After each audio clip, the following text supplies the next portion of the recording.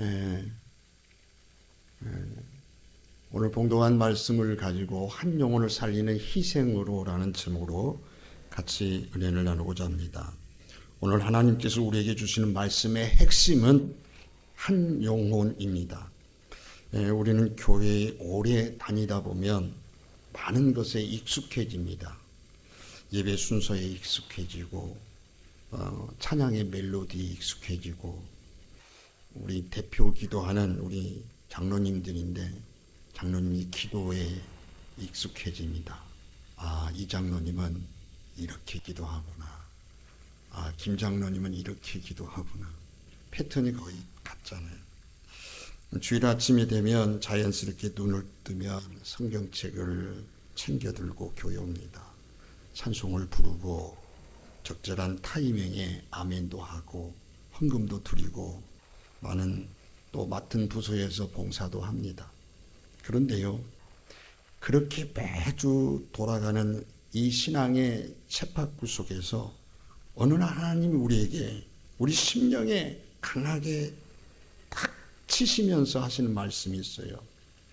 그때 가슴이 철렁 내려앉는 우리의 질문, 이런 질문이에요. 나는 지금 무엇 때문에 이렇게 신앙생활을 하고 있지? 과연 내 눈물샘에는 아직도 잃어버린 영혼 때문에 내 눈가는 젖어 있을까? 여러분, 교회의 가장 본질적이고 가장 귀한 사명은 웅장한 건물을 유지하는 게 아니잖아요. 화려한 행사를 기획하는 것도 아닙니다. 여러분, 교회의 심장과 같은 것, 그게 뭘까요?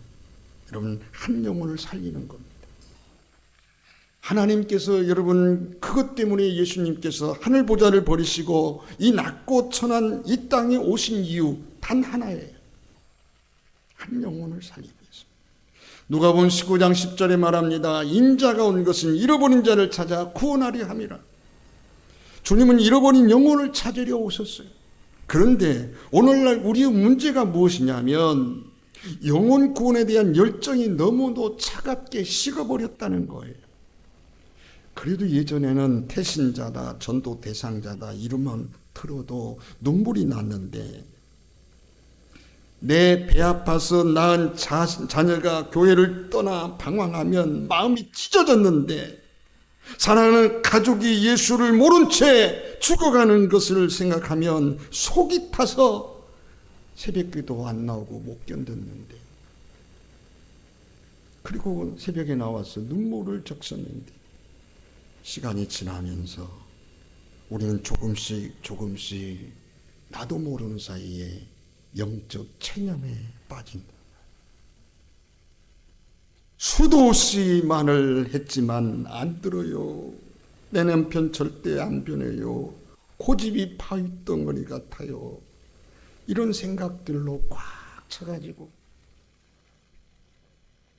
사랑하는 우리 성도 여러분, 오늘 하나님은 예배의 자리에 앉은 우리에게 다시 존엄하게 그리고 사랑을 담아 우리에게 질문합니다. 사랑하는 성도들아, 사랑하는 딸아, 사랑하는 아들아, 너는 아직도 한 영혼 때문에 울 수 있겠니?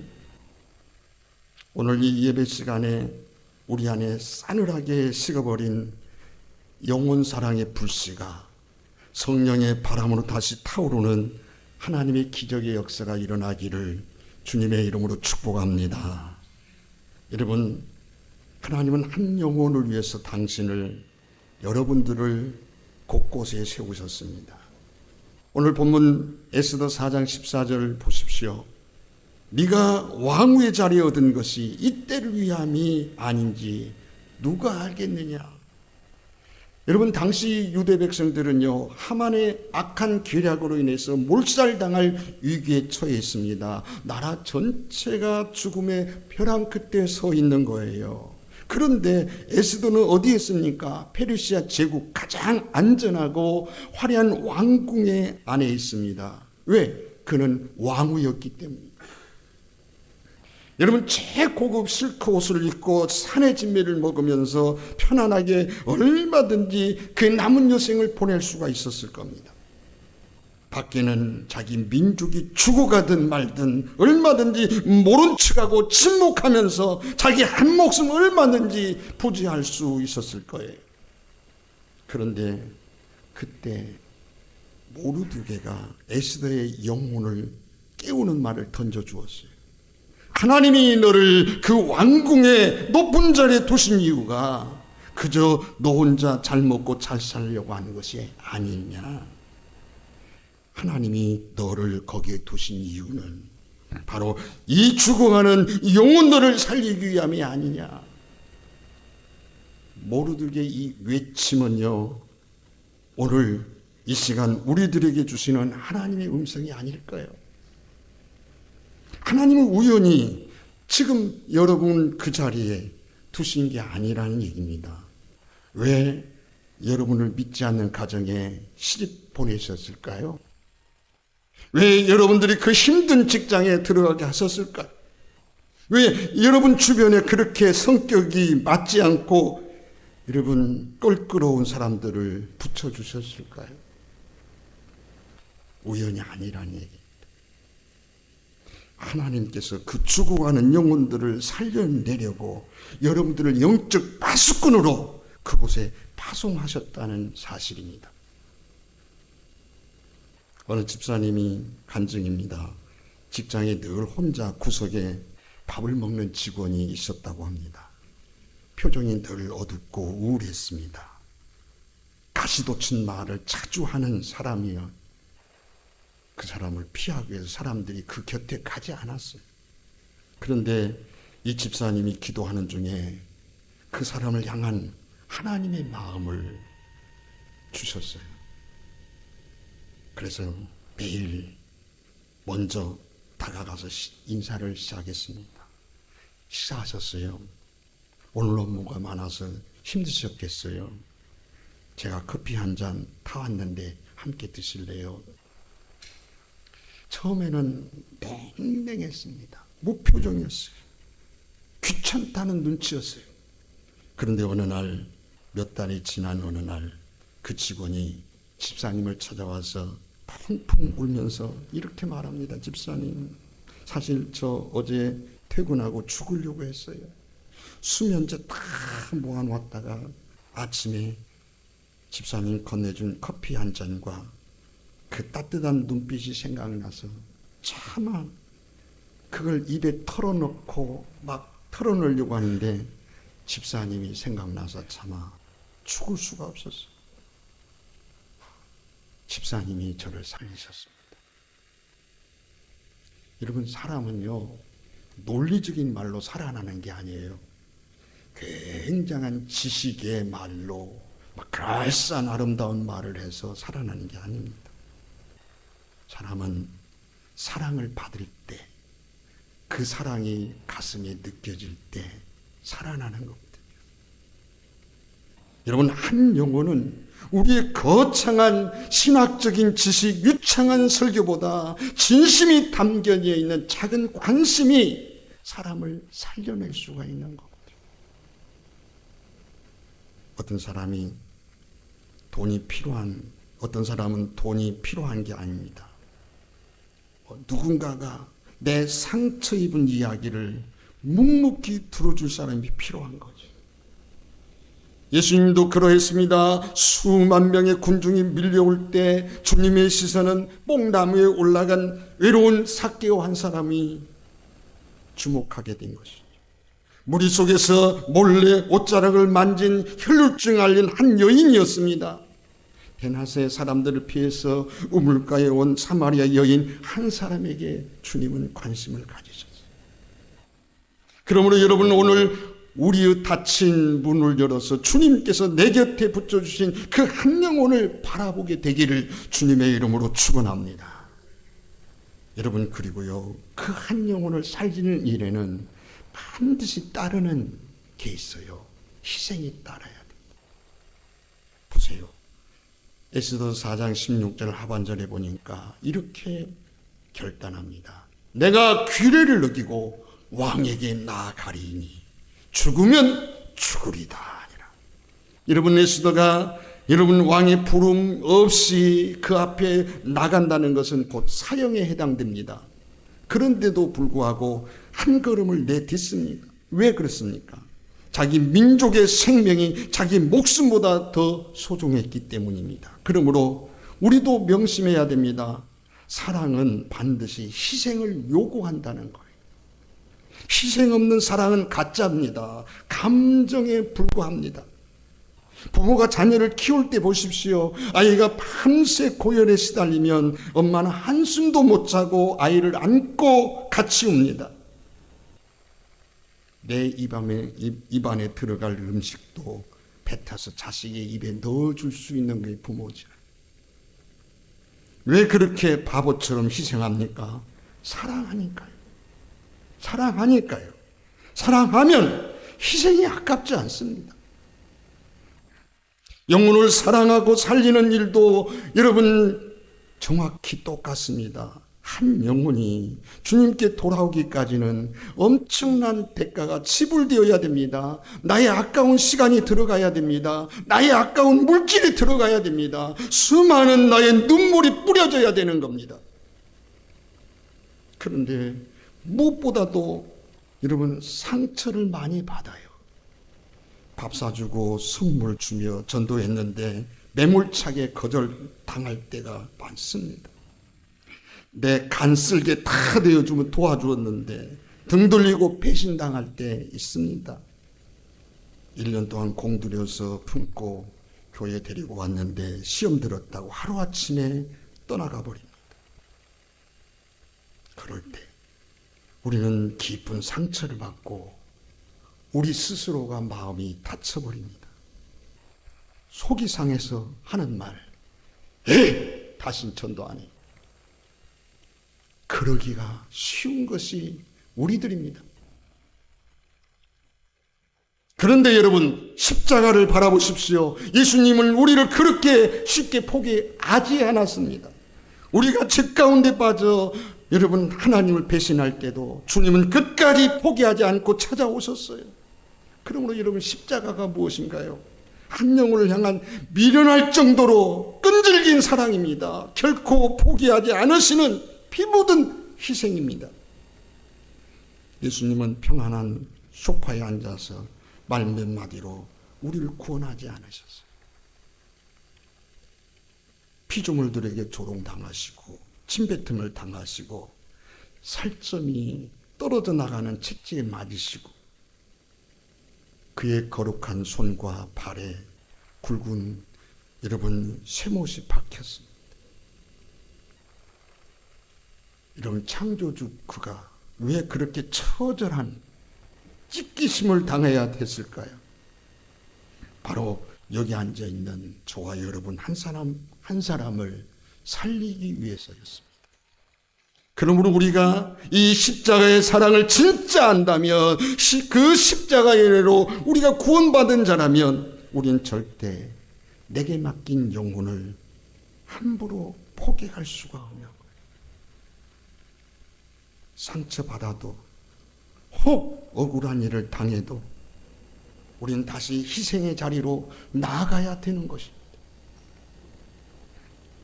여러분, 영혼을 살리는 사람은 그러므로 끝까지 포기하지 않습니다. 여러분, 오늘 야고보서 5장 20절을 이렇게 기록하고 있습니다. 너희가 알 것은 죄인을 미혹한 길에서 돌아서게 하는 자가 그 영혼을 사망에서 구원할 것이며 허다한 죄를 덮을 것입니다. 여기에 보면 구원한다는 말이 있습니다. 이 구원한다고 하는 말은 언어적인 의미에서 보면 죽음의 구렁텅이에서 끄집어내다, 그런 뜻을 가지고 있습니다. 깊은 물에 빠져 허우적대며 죽어가는 사람을 건질 때 여러분 구조대원이 손이 다 내밀어서 안 잡혀요. 그래 이것저것 써봐도 안 돼요. 에이 어쩔 수 없네 포기하고 그냥 갑니까? 그런 구조대원 봤어요? 아니잖아요. 자기 목숨을 걸고 끝까지 헤엄쳐서 들어가서라도 그를 끄집어내오잖아요. 끄집어내오잖아요. 그것이 바로 생명을 대하는 태도죠. 여러분, 영혼 구원도 마찬가지입니다. 혹시 이 자리에 교회를 떠나 세상에서 방황하는 자녀 때문에 밤마다 눈물 흘리는 부모가 계십니까? 예수 믿지 않고 세상 재미에 푹 빠져서 살아가는 남편 때문에 가슴 치는 기도하는 분 계신가요? 복음을 전할 때마다 화를 내고 거절하는 가족 때문에 마음이 찢어지는 아픔을 느끼시는 분 안 계신가요? 오늘 하나님께서 여러분들에게 말씀합니다. 그래도 포기하지 마라. 그래도 포기하지 마라. 아직 내가 그 사람을 포기하지 않았다. 여러분, 하나님이 아직 마침표를 찍지 않으셨으면 기회가 있는 겁니다. 어느 권사님이 눈물인 어린 간증이에요. 권사님 아들이 젊은 시절에 잘못된 친구를 만나가지고 술과 도박에 깊이 빠졌습니다. 집안 살림 다 팔아먹었어요. 빚쟁이들이 매일 찾아와서 집안을 풍지박산 만들었어요. 그러자 주변 모든 친척들, 모든 교인들이 권사님께 하는 말, 권사님 이제 포덕에서 파버리세요. 저놈은 변하지 않습니다. 권사님도 살아야 되잖아요. 그런데 어머니는 포기할 수가 없는 거예요. 권사님은 매일 새벽 제단에 엎드려서 여러분 눈물을 적시며 아들의 이름을 부르며 기도합니다. 하나님, 내 아들을 좀 살려주세요. 차라리 내 생명을 거둬가지고 저 사람, 저 아들, 우리 아들 좀 살려주세요. 구원해주세요. 그런데요, 자그마치 10년을 기도했는데도 끝도 가지 않아요. 20년을 기도했는데도 끝도 가지 않는 거예요. 응답이 없는 것 같고 아들이 더 방황이 심해졌어요. 그러던 어느 날 비오는 수요일 저녁에 예배를 막 시작됐는데 뒷자리에 술 냄새 진동하는 누군가 들어왔어요. 바로 그 아들이었어요. 도박빚에 쫓겨서 자살하려 가던 길에 평생 자기를 위해서 기도하던 어머니 얼굴이 떠올라서 무작정 교회에 뛰어들어왔다는 거예요. 아들은 십자가를 보자마자 그 앞에 엎드려져서 짐승처럼 울부짖어. 하나님, 엄마, 나 좀 살려주세요. 나 살고 싶어요. 그 밤 20년 방황 끝에 그 아들이 예수님을 인격적으로 만나게 된 거예요. 여러분, 그분이 지금 훌륭한 목회자가 되서 수많은 영혼들을 살리는 자가 되었습니다. 사랑하는 성도 여러분, 어머니의 기도는 땅에 떨어지지 않습니다. 아내의 눈물은 결코 헛되지 않습니다. 우리가 끝까지 버티고 기도하며 우리가 포기해도 하나님은 일하실 줄 믿습니다. 이제 오늘부터 한 영혼을 위한 움직임이 필요합니다. 우리는 자꾸 교회 부흥을 숫자로만 생각하려는 경향이 있습니다. 주일 출석 인원이 몇 명이 늘었느냐, 교회 예산이 얼마나 늘었느냐, 얼마나 크게 건축을 시작했느냐, 그것도 하나님이 주시는 축복이고 감사할 일입니다. 그러나 여러분, 하나님이 하늘에서 내려보시는 기뻐하시는 진짜는 따로 있습니다. 그리고 교회의 진짜 부흥은 여러분, 한 영혼을 위해 누군가가 가슴을 치고 울기 시작할 때 일어나는 거예요.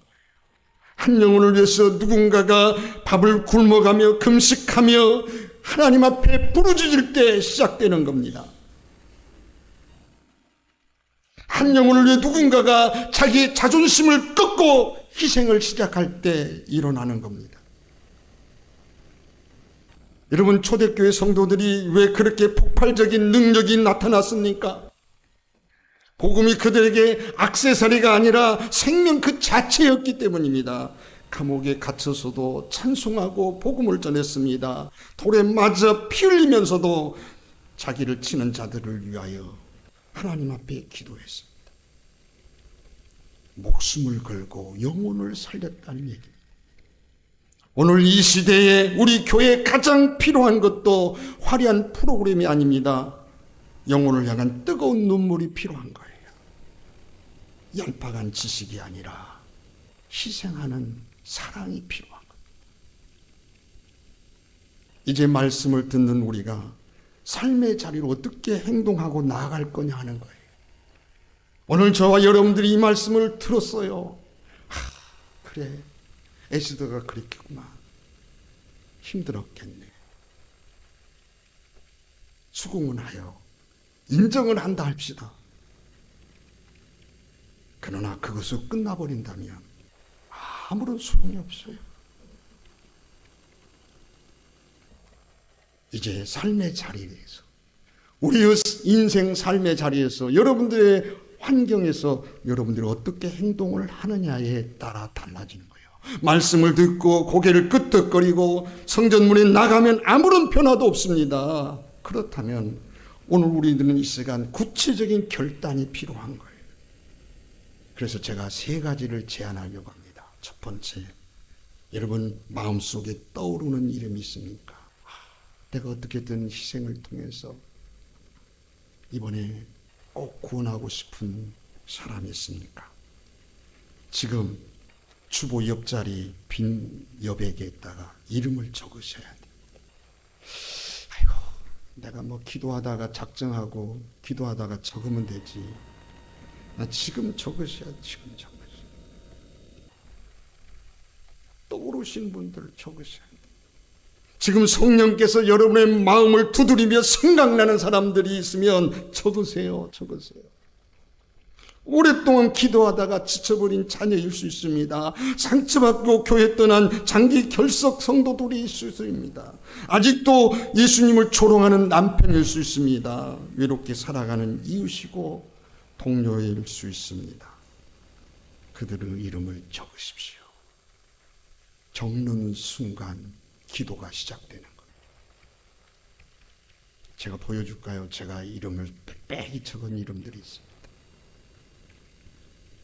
저도 새벽마다 기도하면서 생각나는 사람을 적습니다. 두 번째, 333 기도의 결단을 하셔야 됩니다. 오늘 적은 그 영혼들을 위해서 하루에 3번 3분씩 3주간 집중해서 기도하자. 333 기도입니다. 제가 왜 이 333 기도냐면, 여러분 다 이것도 수치가 있어요. 통계가 나와 있어요. 이렇게 집중해서 기도했더니 하나님이 역사하셨다는 근거들이 있습니다. 333 기도. 하루 3번 3분씩 3주간 집중해서, 할렐루야, 아멘을 안 하시는, 제가 아침에 눈을 떴을 때, 점심 식사할 때, 잠들기 전에 항상 기도하잖아요. 그때 그 이름을 불러가면서 집중해서 기도하죠. 주님, 그 영혼을 불쌍히 여겨 주시옵소서. 제가 십자가 사랑의 통로가 되게 해 주시옵소서. 이름을 부르면서 부르짖어 기도하십시오. 그리고 3번째, 이번 주 안에서 반드시 이번 주 안에 행동으로 가셔야 돼요. 이번 주 안에 했어야 돼요. 기도만 하고 가만히 있으면 절대 안 됩니다. 에스더가 왕 앞에 걸어 나간 것처럼 우리도 발걸음을 띄어야 됩니다.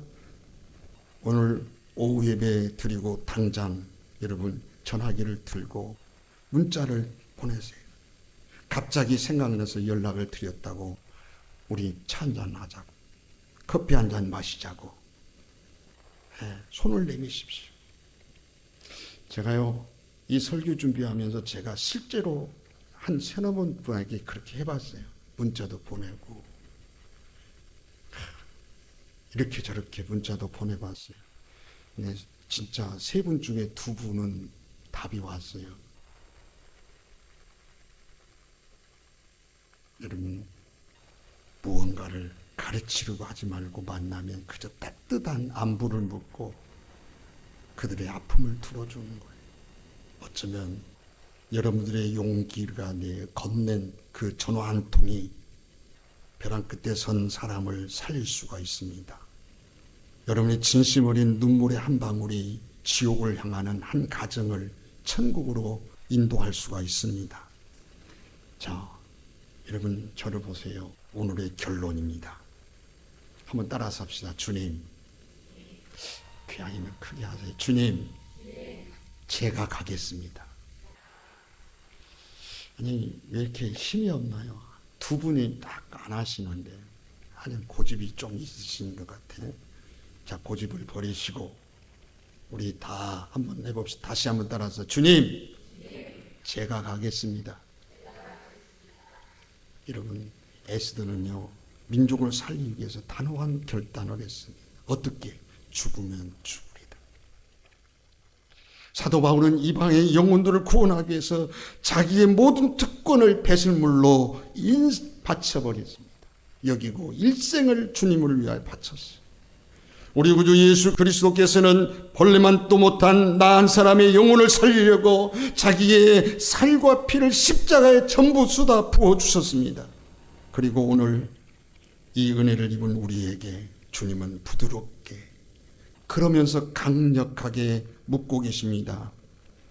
내가 누구를 보낼고, 내가 누구를 위하여 갈고, 내가 저 죽어가는 영혼에게 갈 것인가 묻고 계십니다. 오늘 이 예배 자리에 이사야 선지자처럼 우리 심령에서 믿음의 고백이 터져나왔으면 좋겠어요. 주님, 제가 여기 있습니다. 저를 보내어 주시옵소서. 제가 가겠습니다. 제가 그 사람을 위해서 다시 하나님 울겠습니다. 내 자존심을 짓밟혀도 다시 그를 품고 기도하겠습니다. 한 영혼을 천하보다 귀하게 여기는 주님의 심장을 가지고 한 영혼을 살리는 희생의 미랄이 되겠습니다. 우리 교회가 이 지역사회에 죽어가는 영혼들 때문에 가슴을 치며 우는 진정한 구원의 방주 역할을 감당했으면 좋겠습니다. 여러분의 가정이 상처 입은 영혼들을 품고 치유하는 영적 병원이 되었으면 좋겠습니다. 이 자리에 계신 우리 성도님들, 예수님의 십자가 사랑을 가슴에 품고 다시 세상으로 나아가 수많은 영혼들을 주님께 인도하는, 그래서 하늘의 별과 같이 빛나는 여러분의 인생과 삶이 되어지기를 주님의 이름으로 축원합니다.